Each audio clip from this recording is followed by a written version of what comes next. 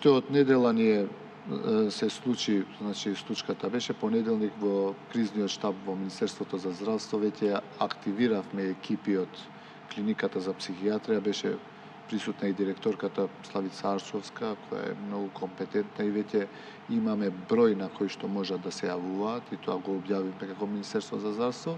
Во меѓувреме во денешниот состанок одлучивме да 3 екипи, мобилни екипи од психолог и психијатар, да ги посетат пациентите што се сместени тука во Македонија низ овие 3 болници, сите се во Скопје, значи, да разговараат и со семејствата и кај што се контактибилни пациентите и со пациентите.